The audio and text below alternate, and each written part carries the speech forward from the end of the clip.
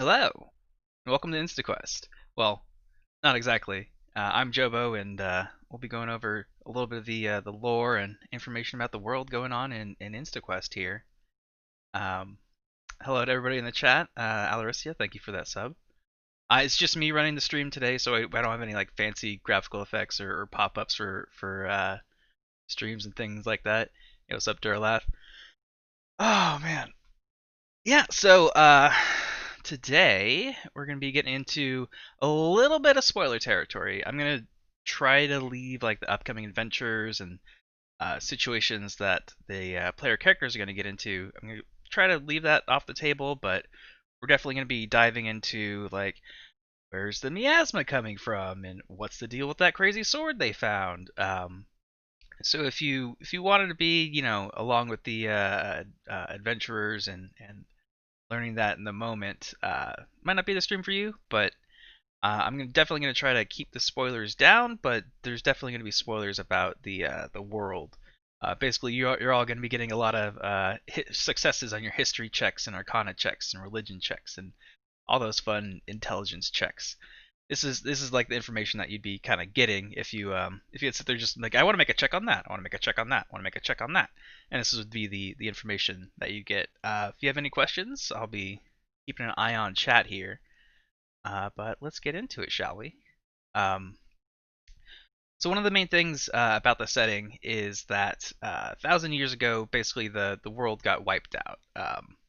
The sacred realm, the home of the gods, exploded basically. And it had been seen like the sacred realm before it blew up was seen as like a moon, like a golden moon, kind of like floating across the sky. And that thing blew up and kind of wiped everybody out, alongside um, all of the other gods in the world. They all got taken out except for one, and that one is the god of fate and destiny. We know him as Zin, and he happened to be, out and about walking the earth when the harrowing happened, and luckily the god of fate and destiny happened to be in the right place at the right time to, not get blown up. Um, so the pantheon's a little bit in shambles. So the major religion of the world are the followers of Zin. However, there still are, people who pray to the old gods, so to say. Their power is greatly diminished, but if we ever had like a cleric that didn't want to be a follower of Zin, that'd be some fun stuff we could dive into there. But unfortunately, we don't have a cleric, so this is some stuff that won't really come up right away in the campaign.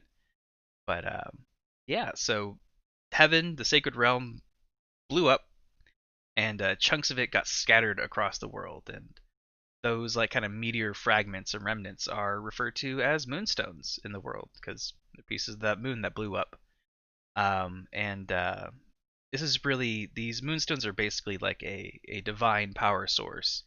Like if if you were to like coalesce a cleric's magical spell like down to a physical crystal or something like that, that'd be a moonstone. So there are these minerals, there are these rocks that basically have divine power kind of infused into them, as opposed to like the arcane that would be with like a wizard, or like a primal sort of magic that would be with a druid or shaman sort of thing. Yeah. So after heaven exploded, the moonstones rained down. Basically, the entire world got wiped out and started anew. And in the 1,000 years since the world ended, there's been kind of like three major civilizations that have sprung up out of the wreck, and those are kind of the major factions that will be interacting with the player characters throughout the world.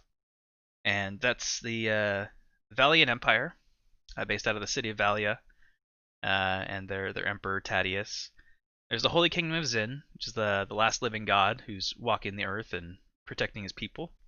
And then there's the Free Cities, which isn't as united in a cause or as powerful as the other two, but it's they're a bunch of scrappy kind of noble independent cities that don't always get along with each other, but they have a tenuous alliance between them.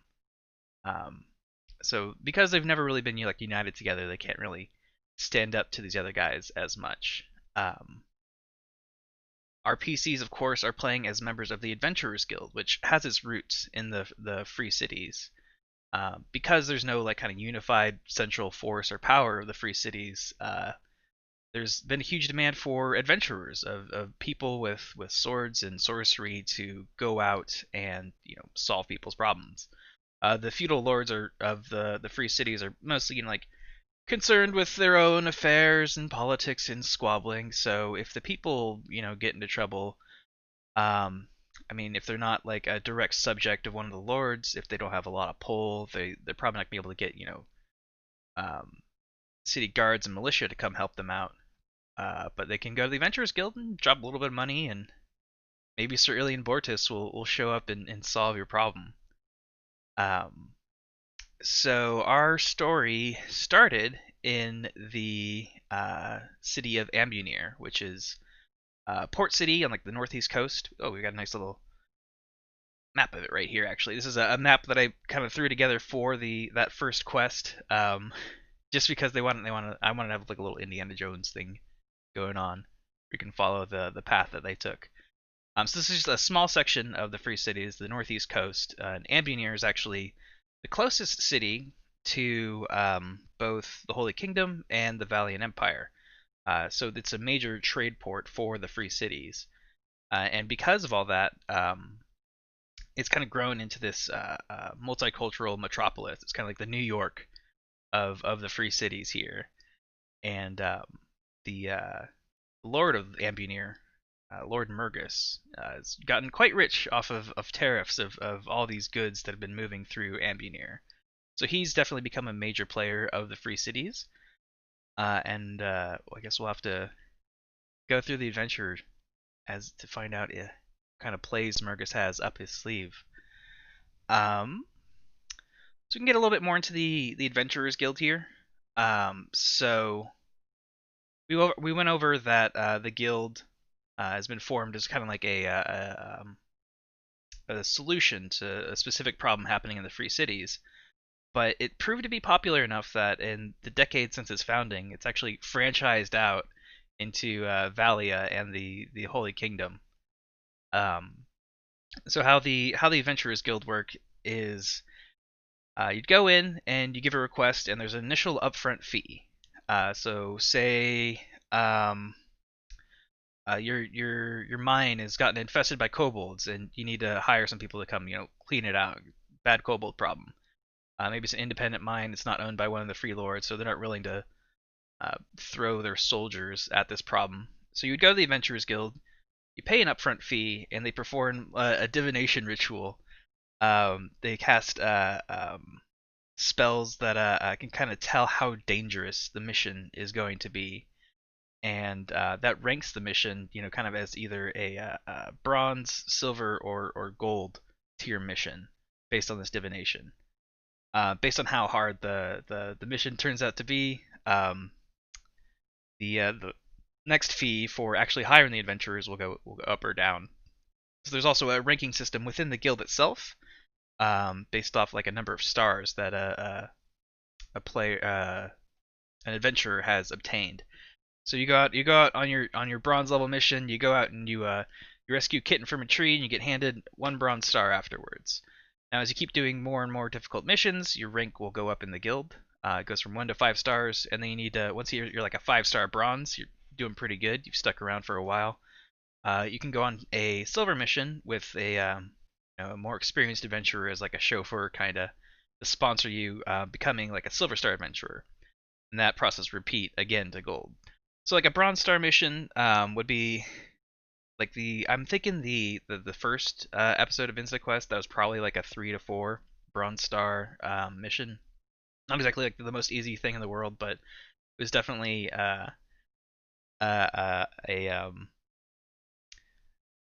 capable of being defeated by a group of level 1 parties. So it's not definitely like silver or gold tier or anything like that.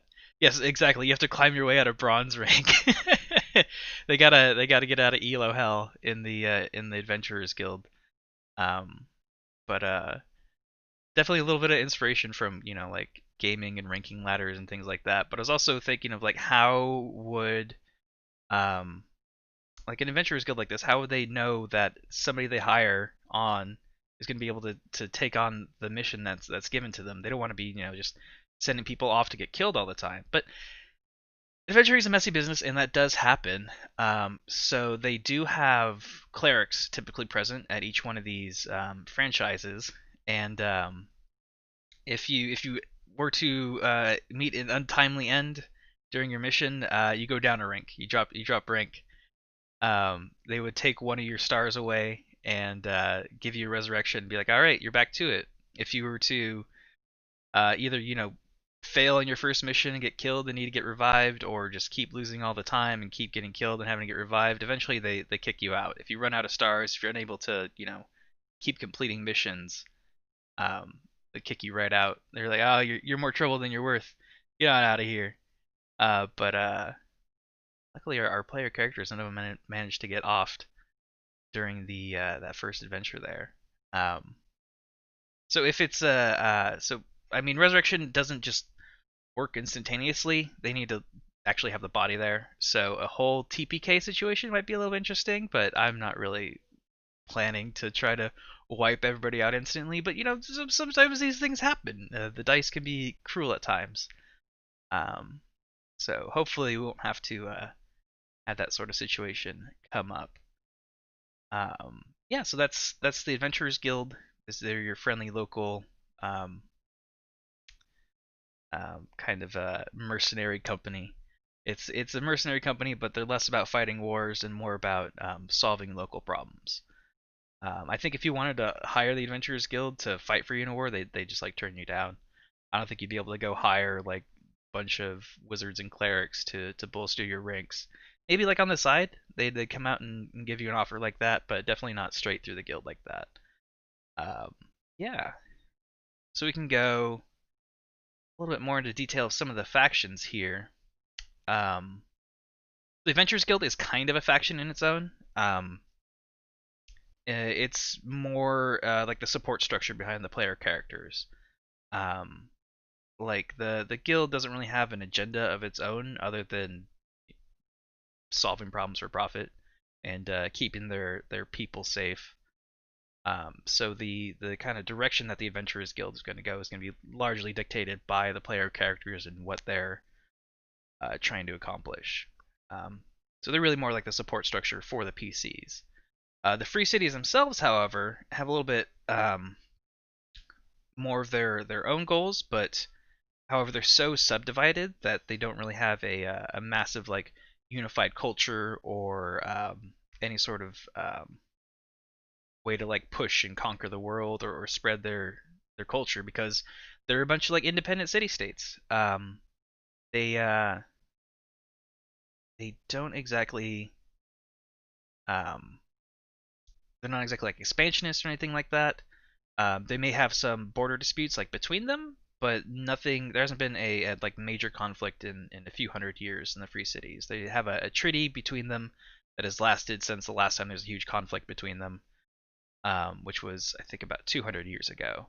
So they've been relatively stable, relatively peaceful, and off doing their own thing. Now the Free Cities I've left probably the least defined out of all of the three major factions here. I like the advice that you draw maps but leave blanks.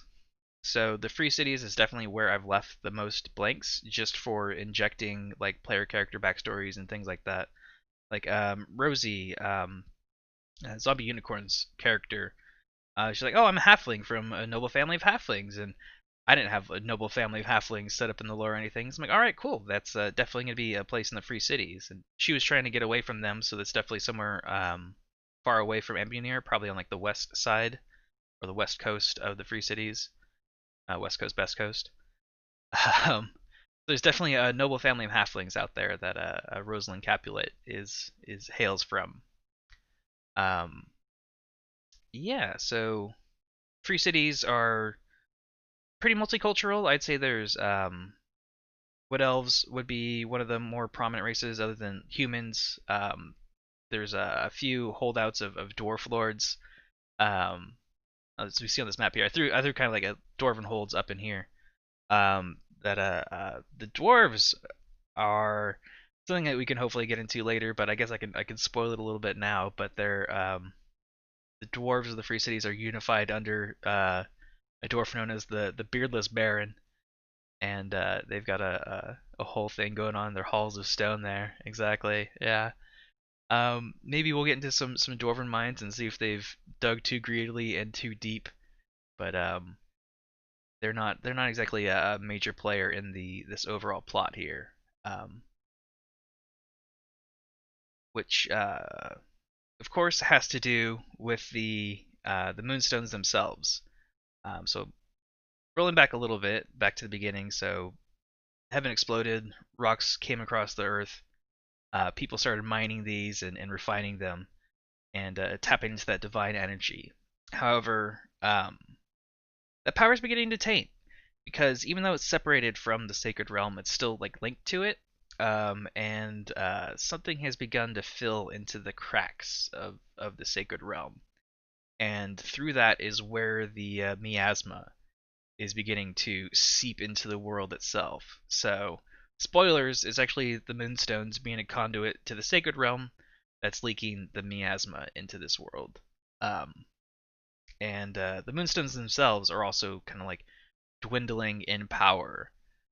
So the people who are mostly concerned with the moonstones themselves would be the Valiant Empire. The Valiant Empire is one of the most strongest military forces in the world at this point.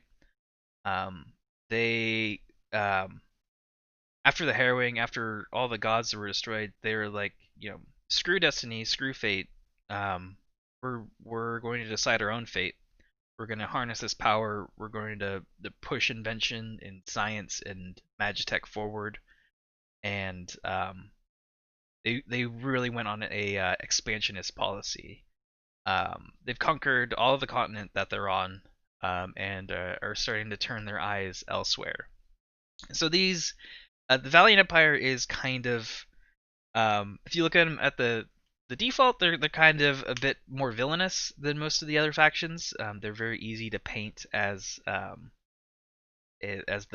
easy to point to bad guys of the setting. Although there's definitely some morally gray areas there. Um, the Empire believes in kind of very like kind of Ayn Rand sort of pull yourself up by your bootstraps and push yourself forward in a they have a capitalistic society, but transitioning between kind of social economic classes is nearly impossible. They say anybody can make it in Valley City, but unless you have like the right connections and you're juiced in with the right people, you're probably not going to be doing much with your life other than working in the Moonstone mines.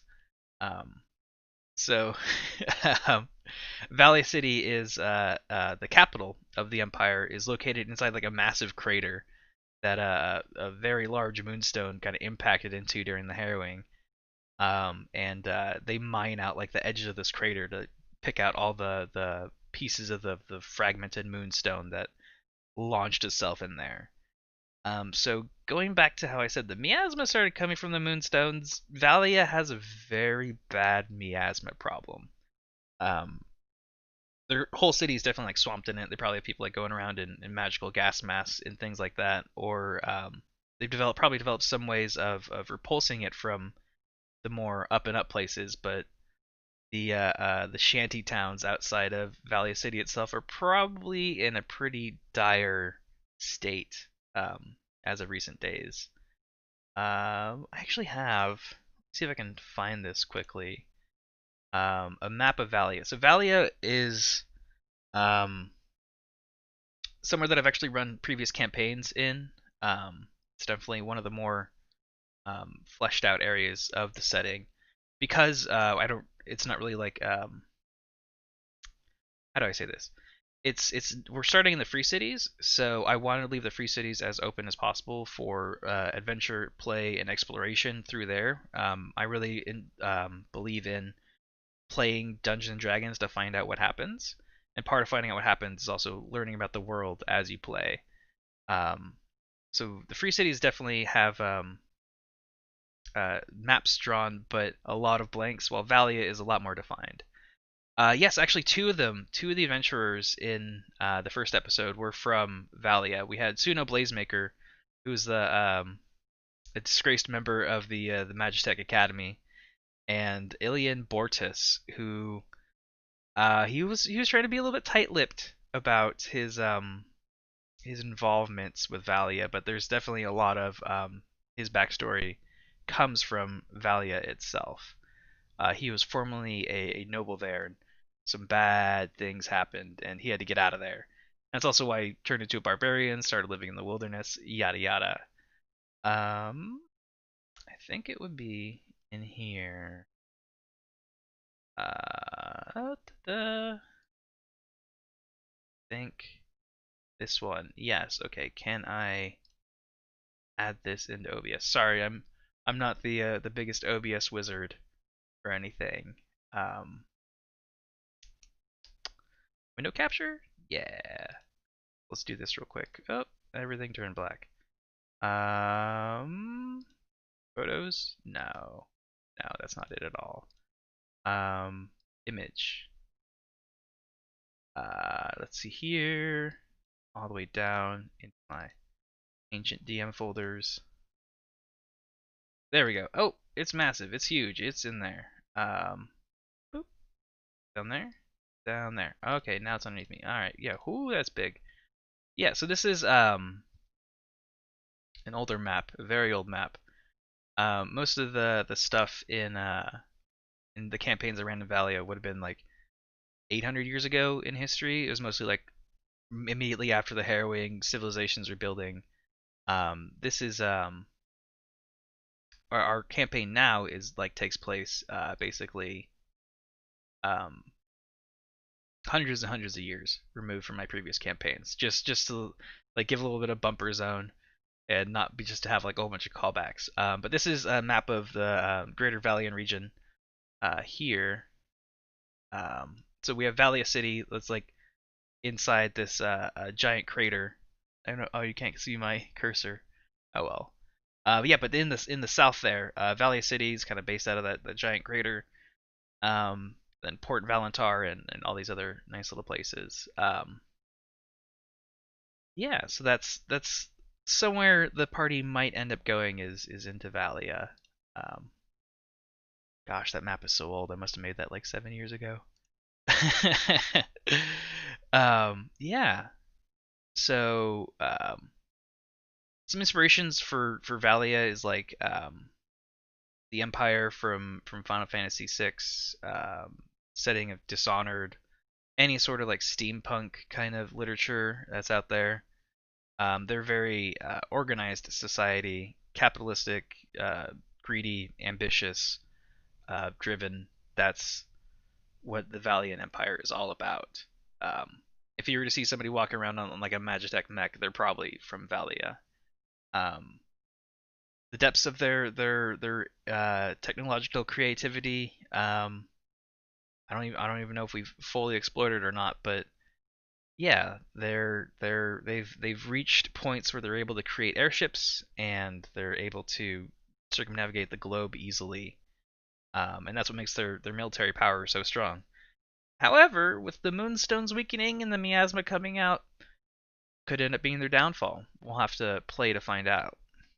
So the last major kind of culture civilization in the world is the Holy Kingdom of Xin.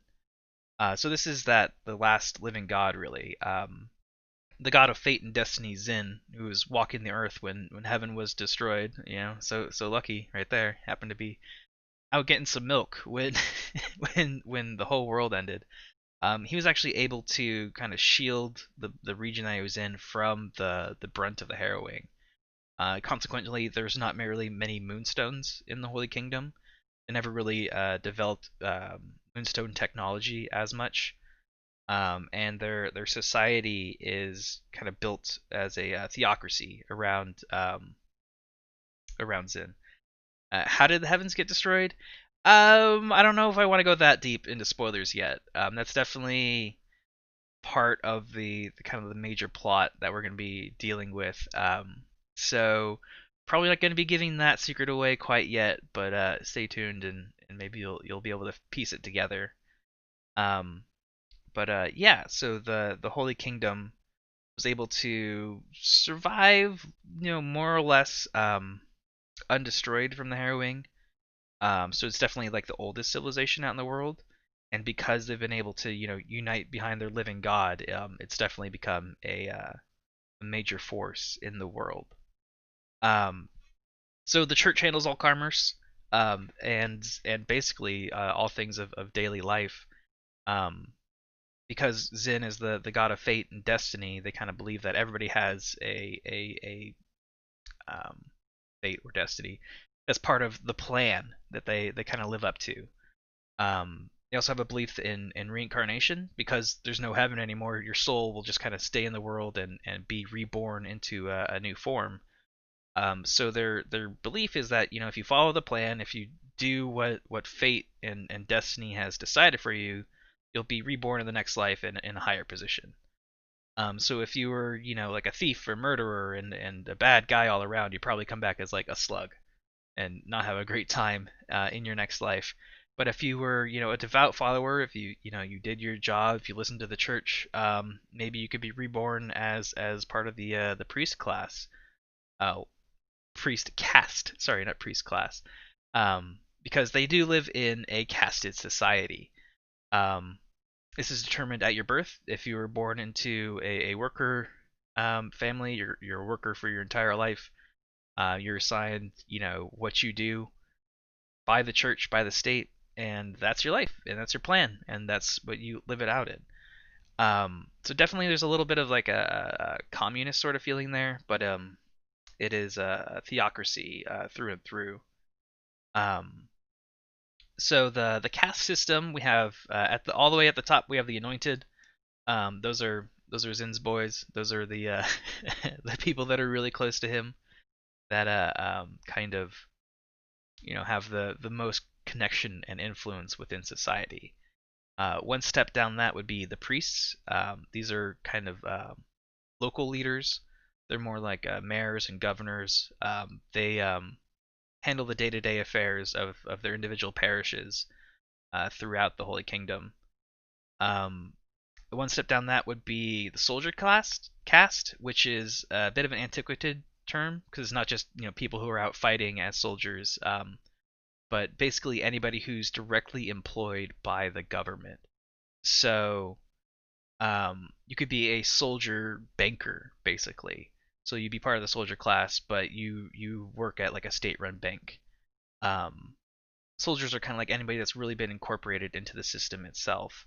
While a step below that, the workers are anybody who is not, directly influenced by the state itself. So these could be independent merchants, although all commerce has to be done through the church. They can be licensed. Anybody who's like out there working the fields, like as a farmer, sell swords, mercenaries, those would all be considered part of the worker caste in the Holy Kingdom. Then all the way at the bottom of the caste system, there are the outcasts. They're outside the caste system. These are criminals, outlaws, people who are shunned by society. If you commit a crime egregious enough that goes against the plan, then you're exiled and branded with a magical mark that lasts for a generation. Exactly, the Untouchables. So there's definitely a lot of influence for the Holy Kingdom from like Southeast Asian, Indian society, a lot of things like that. Um, and oh no, get out of chat. I don't want to get rich real quick right there. Escotofi 71150. Thanks for the view, but no spam, please. Yeah. So the Holy Kingdom, one of the major influences in my brain, other than the kind of like Indian and Southeast Asian sort of cultures, are is Morrowind. In Morrowind, they have their living god living among them, and that kind of society built up around it is what has been one of the main influencing factors in my brain for how the Holy Kingdom would pan out. Um, so because the laws are all about fate and destiny in the Holy Kingdom.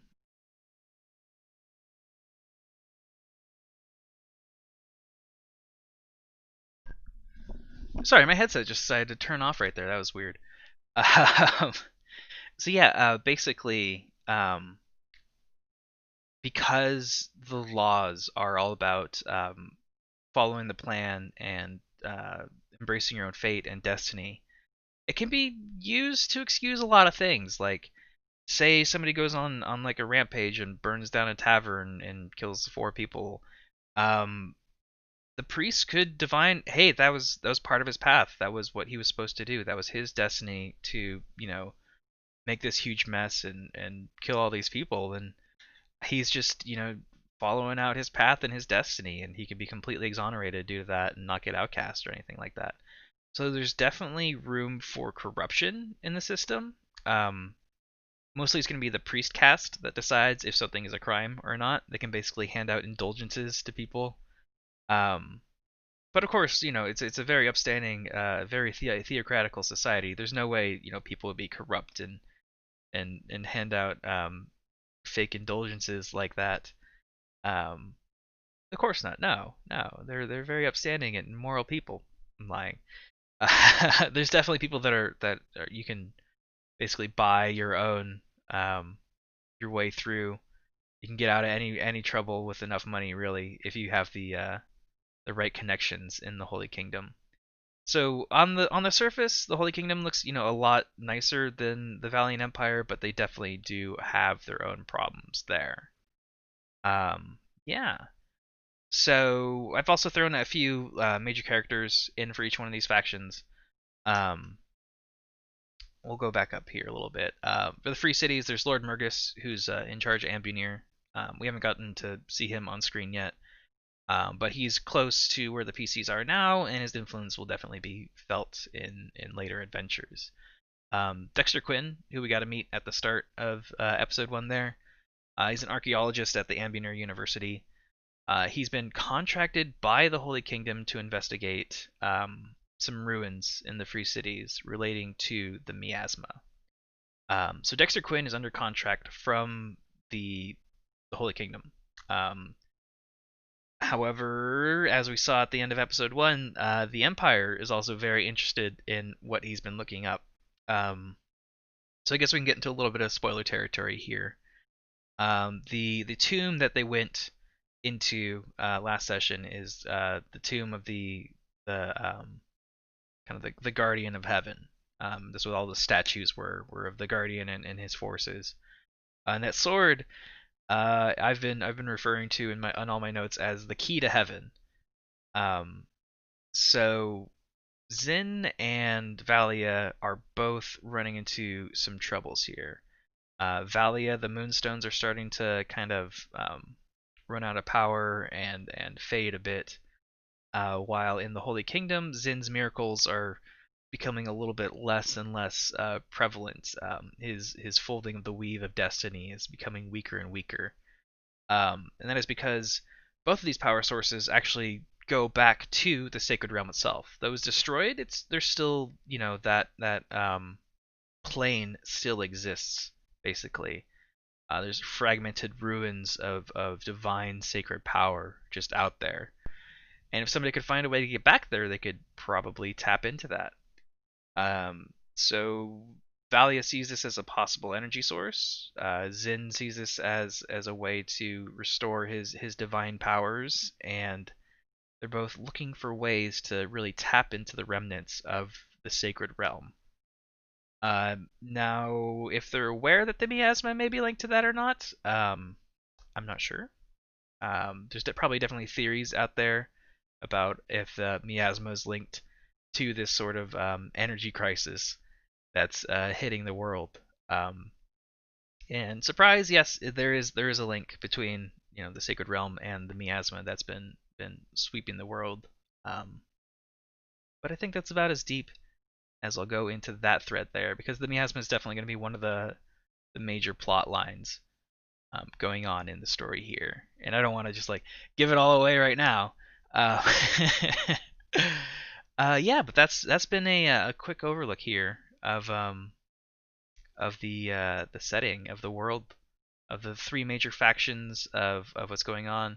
I don't have a world map, um, but I will. I'll throw together an MS Paint masterpiece here real quick of just like how I would imagine sort of the world here looking. So we would have like the free cities over here. Free cities with like Ambient would be like on the northeast coast here. That would be like where our party is starting and all that. That's where our last adventure took place, like maybe a little ways down the coast here. So we've seen like a little bit of that corner.